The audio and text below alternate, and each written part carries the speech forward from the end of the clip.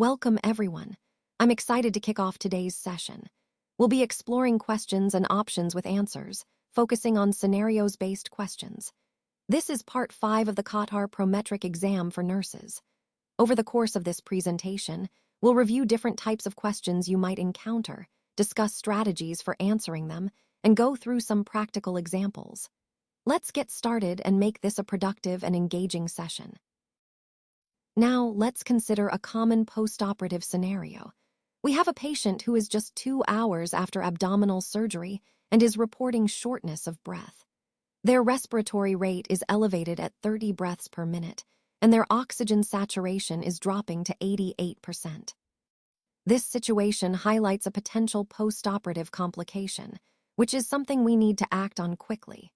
The key here is to identify the priority intervention that can help improve the patient's breathing and oxygen levels. Looking at the options, increasing IV fluids isn't the most immediate step for respiratory distress. Encouraging deep breathing and using an incentive spirometer directly address the issue by helping to reopen the alveoli and prevent atelectasis. Calling family or administering sleeping medication wouldn't help with the current respiratory problem and could even complicate the situation. So the most appropriate action here is to encourage deep breathing and use the incentive spirometer. This is a critical step to promote lung expansion, improve oxygenation, and prevent further complications. Remember, in post-operative care, supporting effective breathing is often the first priority when respiratory issues arise. All right, let's take a look at this scenario. We have a diabetic patient who is found unconscious, and their skin is cold and clammy. Now, what could be causing this? When I see a patient like this, I think about the symptoms carefully. Cold, clammy skin often suggests that the body is in a state of shock or hypoglycemia, which is low blood sugar. In diabetic patients, hypoglycemia can cause confusion, weakness, sweating, and even loss of consciousness. It's a dangerous situation because low blood sugar levels can impair brain function quickly.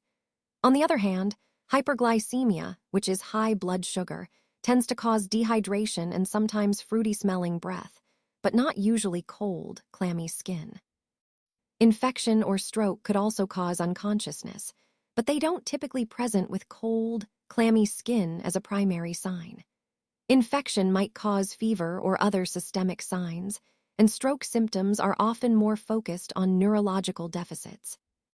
So, based on these key signs, the most likely cause here is hypoglycemia. That's why the correct answer is B. Recognizing these signs quickly can make all the difference in providing prompt treatment and preventing further complications. All right, so imagine this scenario. About 10 minutes after starting a blood transfusion, the patient suddenly develops a fever and chills. What do you do first? The options are to slow the transfusion, stop it immediately, give paracetamol, or just continue and monitor. The correct answer here is B, to stop the transfusion immediately. This is a classic sign of a blood transfusion reaction, which can be quite serious. The key point is that any new fever, chills, or other symptoms during a transfusion should prompt us to stop the transfusion right away, before anything else. By doing so, we prevent further exposure to the problematic blood component and can start the necessary management. This step is crucial because blood transfusion reactions can range from mild to life-threatening. Connecting this to our overall theme, it highlights the importance of vigilance and prompt response to adverse events during transfusions. So always remember, if a patient develops symptoms like fever and chills, stopping the transfusion immediately is the most important first action. All right, let's consider a typical scenario in emergency care. Imagine you have a patient presenting with chest pain that they rate as 8 out of 10. They're also sweating and feeling nauseous. Now, the first thing we need to do in this situation is crucial. So, what should be our initial action? Looking at the options, giving water might seem harmless, but it's not the priority here. Sending the patient home would be unsafe given the severity of symptoms. Letting the patient walk around is also not advisable, as it could worsen their condition. the most important step is assessing vital signs. Why? Because it helps us understand the patient's hemodynamic status, whether they're stable or in distress, and guides our next steps in management. So always remember, in cases of chest pain with these symptoms, the first action should be to assess vital signs. This step is fundamental in emergency situations because it provides the critical information needed to decide how urgently the patient needs further intervention. It's a key part of the overall approach to chest pain. Quick assessment can save lives. Now let's take a look at this scenario. A COPD patient with an oxygen saturation of 85%. As we all know, maintaining the right oxygen level is critical, but so is ensuring we don't cause harm by giving too much oxygen too quickly. So, what's the safest way to deliver oxygen in this situation? Looking at the options, a 10 L per minute non-rebreather mask might seem like a good choice for high oxygen needs, but in COPD patients, it can sometimes lead to too much oxygen, which can suppress their respiratory drive. A 6 to 8 L per minute simple mask is a common option, but it still can deliver a relatively high concentration of oxygen, and we need to be cautious with COPD patients. A 15 L per minute BVM, or bag valve mask, is typically reserved for emergencies and is quite aggressive. It's usually not the first choice unless there's respiratory failure. Now, the safest option here is the 1 to 2 L per minute nasal cannula. It provides a more controlled, moderate amount of oxygen, reducing the risk of suppressing a patient's hypoxic drive. This approach aligns with the overall goal in COPD management, providing adequate oxygenation while avoiding complications from excessive oxygen therapy. Remember, tailoring oxygen delivery to the patient's needs is key to safe and effective care. So, imagine you have a 2-year-old who presents with a fever of 39 degrees Celsius and is irritable. The question here is, what should be your priority nursing action? Now, let's review the options. First, giving aspirin might seem like a quick fix, but actually, it's not recommended for children due to the risk of Ray's syndrome. Next, tepid sponging. This is a common method to help reduce fever safely. It involves using lukewarm water to sponge the child, which promotes cooling without causing discomfort. Then, heavy blankets are not advisable because they can trap heat and potentially raise the child's temperature further. And an ice bath would be too extreme. It could cause shivering and even lower body temperature too rapidly, which isn't ideal. The correct answer here is B, tepid sponging. It's a gentle and effective way to help bring down a fever in young children. This emphasizes an important concept in pediatric fever management. The goal is to reduce discomfort and prevent complications, but always safely and appropriately. So remember, in cases like this, tepid sponging is your best initial step before considering other interventions. Now, let's consider a common situation involving fall risk.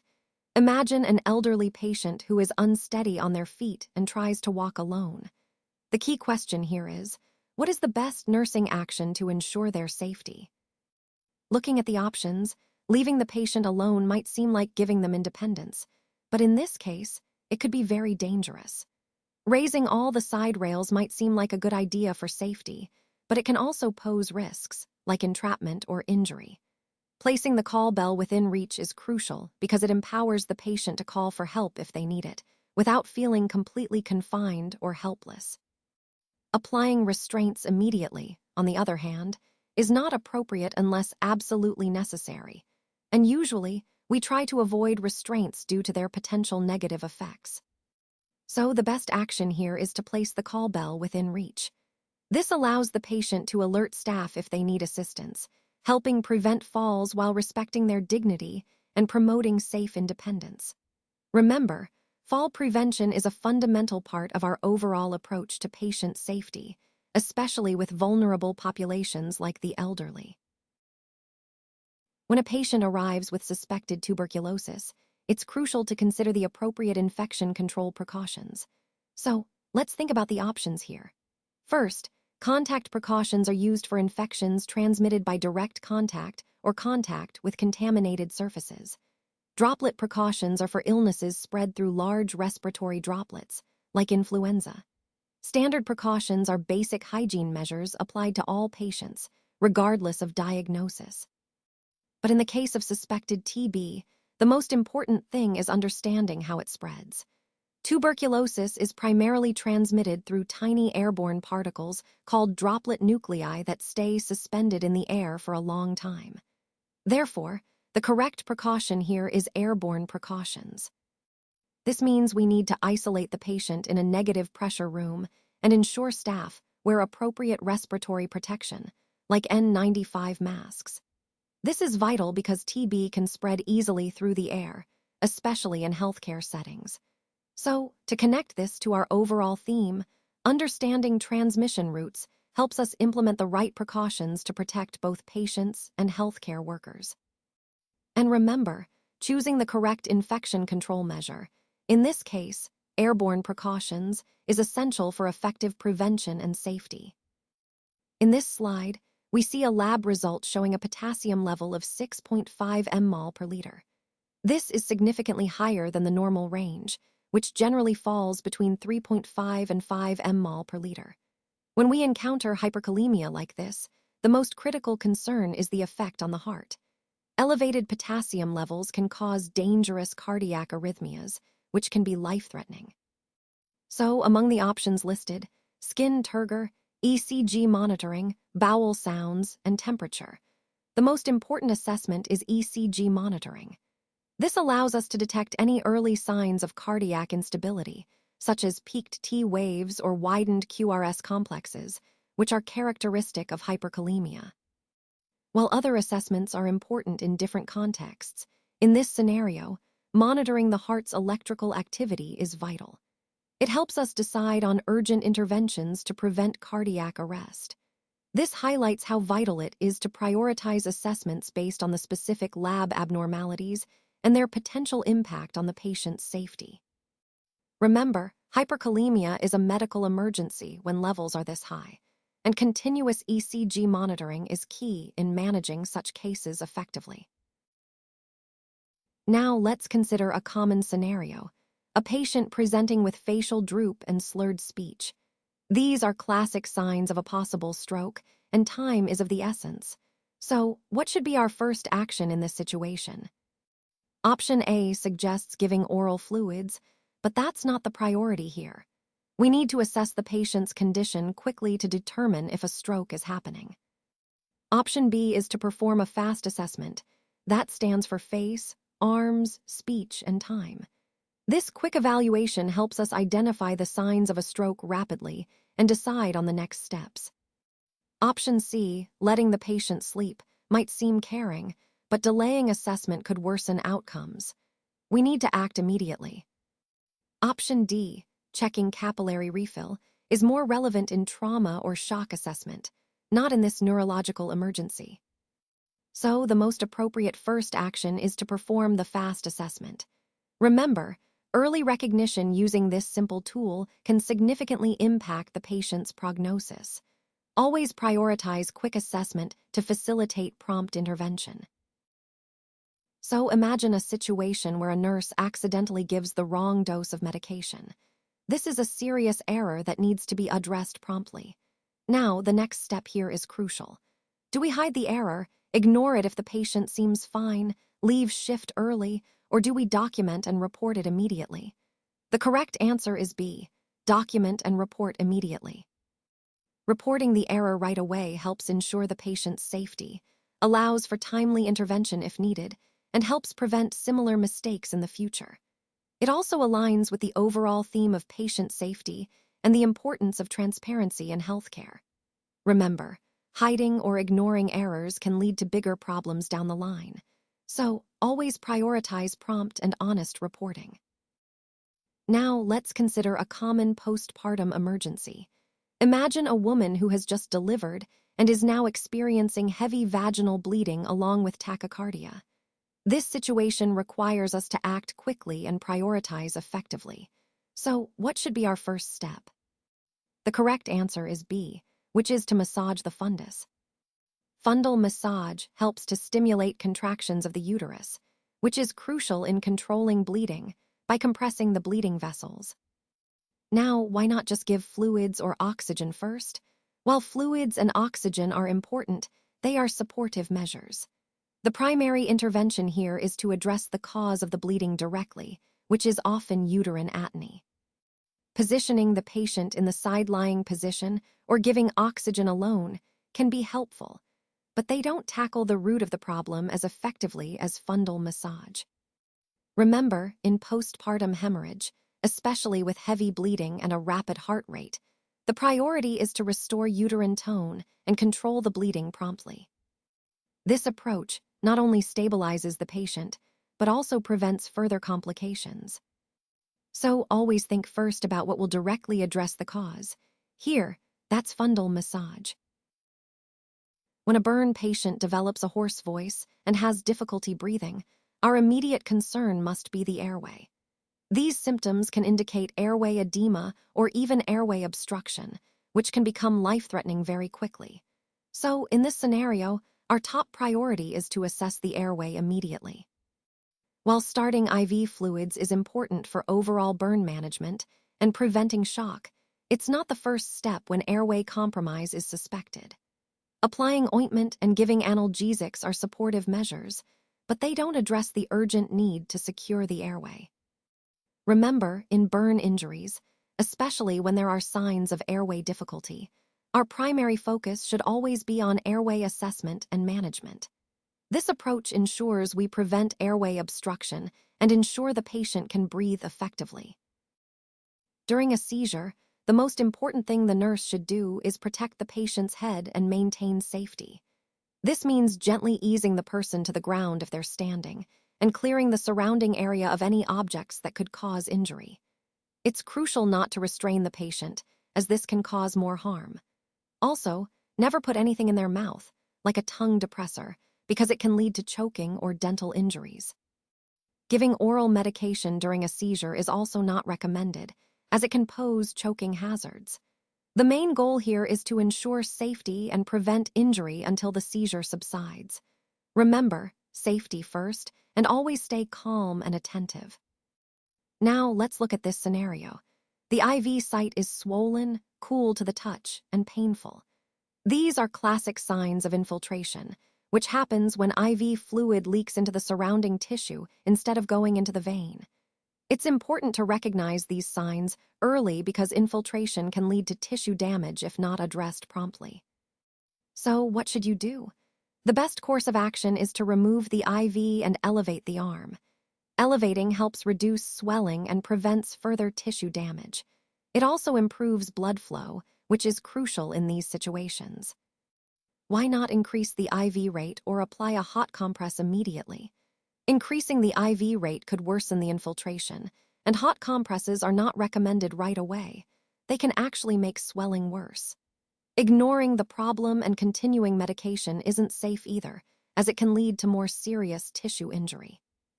Remember, the key is to stop the infiltration as soon as you notice it and take steps to minimize tissue damage. That's why the correct answer here is B. Remove the IV and elevate the arm. So, in this scenario, the patient's blood pressure is 200 over 120 millimeters of mercury, and they are experiencing a headache. This is a classic sign of a hypertensive emergency, where blood pressure is dangerously high and can cause acute organ damage. The key here is to recognize the urgency and take immediate action. The priority action is to provide antihypertensive medication as ordered, to quickly and safely lower the blood pressure and prevent further complications. Giving high-salt food, allowing the patient to walk around, or waiting an hour to reassess are not appropriate in this situation. These options could worsen the patient's condition or delay necessary treatment. So always remember, in hypertensive emergencies like this, the focus must be on rapid but controlled blood pressure reduction with appropriate medications. Now let's consider this scenario: an elderly patient presenting with dry mouth and low blood pressure. The key question here is, What is the most important assessment to prioritize in this situation? Looking at the options, we have hair color, urine output, clothing, and last meal. While all these factors can tell us something, the most critical assessment in this case is urine output.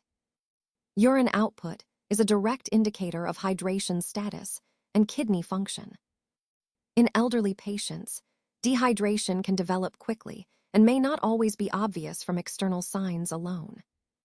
Monitoring urine output helps us determine if the patient is conserving or losing fluids, which is vital for guiding treatment decisions. So, in the context of dehydration, especially with symptoms like dry mouth and low blood pressure, checking urine output provides us with the most immediate and relevant information. This focus aligns with our overall goal of early detection and management of dehydration to prevent further complications. In this slide, we see a patient exhibiting audible wheezing and difficulty breathing. These are classic signs of an asthma attack, which can be quite severe if not managed promptly. When you encounter this situation, the immediate goal is to relieve bronchospasm and improve airflow. So, what should you prepare? Option A is oral antibiotics, but antibiotics are not helpful in this acute setting because asthma attacks are caused by airway constriction, not infection. Option C, a sleeping pill, doesn't address the breathing difficulty and could even worsen the situation by causing sedation. Option D, IV potassium, is used for electrolyte imbalances, not bronchospasm. The best choice here is B, a nebulized bronchodilator. This medication helps relax the airway muscles quickly, opening up the airways and making breathing easier. It's the cornerstone of acute asthma management. Remember, prompt administration of a nebulized bronchodilator can make a significant difference in patient outcomes during an asthma attack. Now, let's consider a common scenario in post-operative pain management. Imagine a patient reports a pain level of 7 out of 10 after surgery. The key question here is, what is the best action to take? Option A suggests delaying medication, but that's not ideal because unmanaged pain can lead to complications and discomfort. Option B is to provide the prescribed analgesics, which is typically the most appropriate response. It helps to control pain effectively and promotes recovery. Option C involves telling the patient that pain is normal, but while some discomfort can be expected, it shouldn't be ignored or left untreated. Finally, option D is to ignore the complaint, which is clearly not acceptable. The correct answer here is B, providing the prescribed analgesics. This aligns with best practices in pain management, ensuring the patient's comfort and facilitating healing. Remember, addressing pain promptly and appropriately is a critical part of overall post-operative care, and it connects to our broader theme of patient-centered management. When a patient tells us they feel extremely anxious, our best response is to ask, "Tell me more about how you feel." This approach encourages the patient to open up and share their feelings more fully. It shows we're genuinely interested and attentive to their experience, which can help reduce their anxiety. On the other hand, telling them to calm down or dismissing their feelings with "don't worry, nothing is wrong" can be dismissive and may make them feel unheard or misunderstood. Walking away is obviously not appropriate in this situation, as it could increase the patient's distress. So the key point here is that active listening and empathetic communication are crucial in managing anxiety. By inviting the patient to express themselves, we create a supportive environment that fosters trust and can help them feel more in control of their emotions. Remember, our goal is to provide reassurance through understanding, not by minimizing their feelings. When a patient develops a rash after starting an antibiotic, the first and most important action is to stop the medication immediately. This is crucial because the rash could be a sign of an allergic reaction, which can sometimes escalate if not addressed promptly. Continuing the medication or giving the next dose could worsen the reaction or mask symptoms of a more severe allergy. Calling the family might be appropriate later, but the priority right now is to remove the suspected trigger, the antibiotic. So, the correct answer here is to stop the medication. Recognizing and acting swiftly on allergic reactions is a key part of patient safety and effective clinical management. So, after placing the NG tube, the next critical step is to confirm that it's correctly positioned. Now, what tells us that the tube is in the right place? Let's go through the options. Option A suggests that the patient coughs. While coughing might sometimes occur if the tube irritates the airway, it's not a reliable confirmation of proper placement. It could indicate misplacement or accidental entry into the airway, which we definitely want to avoid. Option B mentions hearing an air sound in the stomach. Although you might hear sounds, this method isn't dependable for confirming placement because sounds can be misleading or ambiguous. Option C is X-ray confirmation, and this is considered the gold standard. An X-ray provides visual confirmation that the tube is in the stomach or the intended location, minimizing the risk of complications. Finally, option D suggests that the tube feels soft. The softness of the tube alone doesn't tell us anything about its position. It's more about how it feels during insertion, not confirming placement afterward. So the correct answer here is C, X-ray confirmation. This step is essential to ensure safety and proper placement before proceeding with feeding or medication administration. It ties back to our overall theme of safe and effective patient care. Now, let's consider a scenario involving a bedridden patient with limited mobility. The key question here is, what is the priority intervention to prevent complications? The options are changing the patient's position every 2 hours, giving a high-sugar diet, reducing fluids, or keeping them in the same position. The correct answer is A, changing the position every 2 hours. This is crucial because when a patient is immobile, they are at increased risk for pressure ulcers, also known as bed sores. Regular repositioning helps alleviate pressure on vulnerable areas like the sacrum, hips, and heels. It promotes better blood flow and reduces tissue ischemia, which are essential in preventing skin breakdown. So, in managing pressure ulcer risk, consistent movement and repositioning are your most effective strategies. This ties back to the overall theme of pressure ulcer prevention. It's all about proactive, consistent care to maintain skin integrity and overall patient health. Now let's look at the question about what actions are correct around oxygen. The options are A, using petroleum jelly on lips, B, keeping oxygen near an open flame, C, avoiding smoking near oxygen, or D, storing oxygen in hot places. The correct answer is C, avoiding smoking near oxygen. This is really important because oxygen supports combustion, which means it can make fires much more intense and dangerous. So, even a small spark or cigarette can lead to a serious fire when oxygen is present. On the other hand, using petroleum jelly on lips might seem harmless, but in some cases, it can be risky near oxygen because it's flammable. Keeping oxygen near an open flame or in hot places increases the risk of fire or explosion. The key takeaway here is to always be cautious with oxygen and remember that smoking or open flames are strict no-nos in these situations. Safety around oxygen isn't just about following rules, it's about preventing accidents and protecting everyone. Now, let's consider a common and urgent situation. A 2-year-old who is choking and unable to cough. What should be our best action in this case? Options include a blind finger sweep, giving water, performing back blows and chest thrusts, or shaking the child. The correct answer is performing back blows and chest thrusts. This is crucial because if a child is choking and can't cough, it indicates a complete airway obstruction. Attempting a blind finger sweep can push the object further down and cause more harm, so that's not recommended. Giving water or shaking the child won't help and can delay effective intervention. Instead, the most effective method is to deliver back blows to dislodge the object, followed by chest thrusts if necessary. These techniques are specifically designed for children and are proven to be effective in clearing the airway safely.